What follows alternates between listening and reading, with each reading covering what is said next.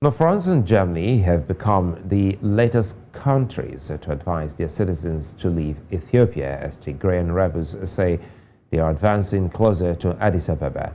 The European country joins the United States and the UK as countries that have issued similar advisories in recent weeks, while also withdrawing non-essential staff. A French embassy official said there could be some voluntary departures of embassy staff, particularly those with families. For more on the conflict in Tigray, I'm joined by Ejike Okbai, a global affairs analyst. Good to see you, Ejike. Now, President Abiy Ahmed has pledged to lead troops against rebels advancing to the capital, Addis Ababa. What do you make of Mr. Abiy's latest comments? Well, thank you for having me on the show. Again, another disappointing example of how African nations and their leaders are doing things that make it uncomfortable for citizens to realize their dreams. This is a gentleman who, some years ago, was given a Nobel Prize, for peace and leadership, and now he's turned his country into a war zone. What does that tell us, and what does that tell the world? That these people are not really interested in building, the sort of environment that their own citizens will see and want to work with them. I mean, I understand challenges in every country, but when you now start to have bloodshed and use force that otherwise could have been done through some peaceful negotiation or conversation, then it becomes a very terrible situation. I mean, for the countries that are asking Ethiopians to leave or evacuate their own people, I mean, again, this tells you that the world, the superpowers, whoever they are, however they level themselves, are just not interested in addressing things in Africa. Again, why should they do? There's intelligence. They know these things are going to happen. And now, they're asking them to leave. Okay, what if they leave? How are they going to leave? What are they going to do? Remember some years, when Ethiopians claimed to be Jewish people and then they went to Israel. Go look at their condition today. I think we got to begin to look at these things and begin to find the domestic and the internal solutions to some of the challenges. I mean, leaving is not going to end the war.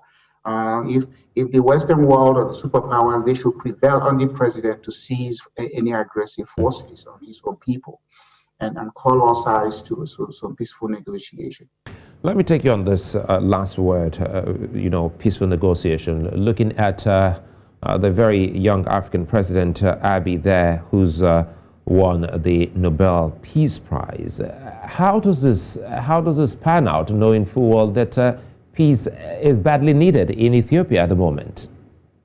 Well, then it goes to the people in Stockholm that give those awards. I mean, I think that maybe they should, they should withdraw the award because he hasn't lived up to the virtues of winning that Nobel Prize for Peace.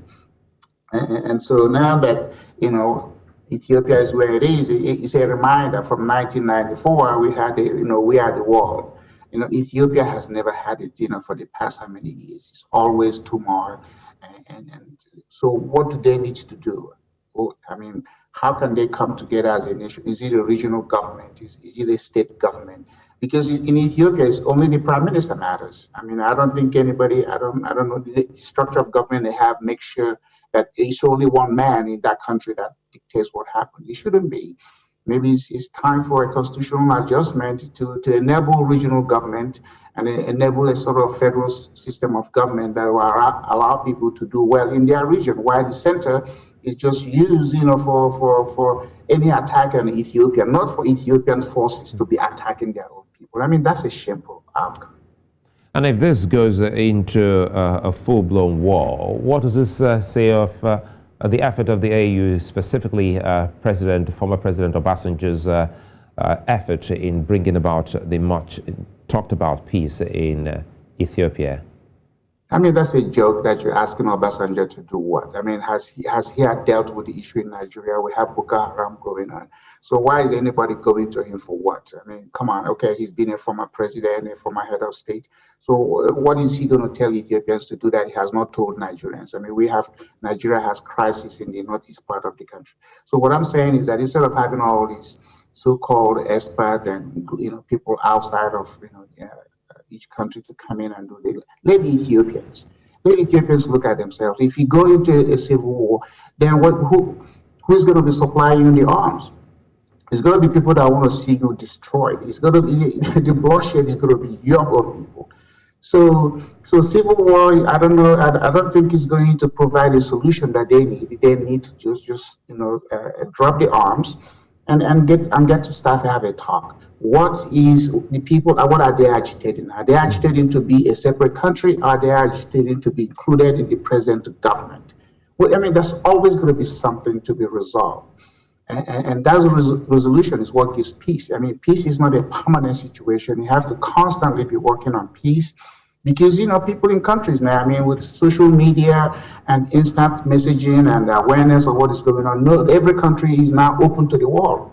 So you have to constantly be working at this relationship. The countries have relationships with their own people. So if the president of Ethiopia doesn't recognize that, then something is wrong with that. And it's not going to be outside world coming in and trying to help because it's going to be armed. So who's going to sell them the arms to use? It's not the Ethiopians. It's going to be some rogue individuals that are going to be supplying them that, and they're going to do what? Keep killing themselves. I'm just saying the bloodshed is not water. It's individuals dying. Well, we do hope that this will get to some of those to broker peace. But all the same, many thanks for your time, Ejike Opa, for spending time with us here on the news.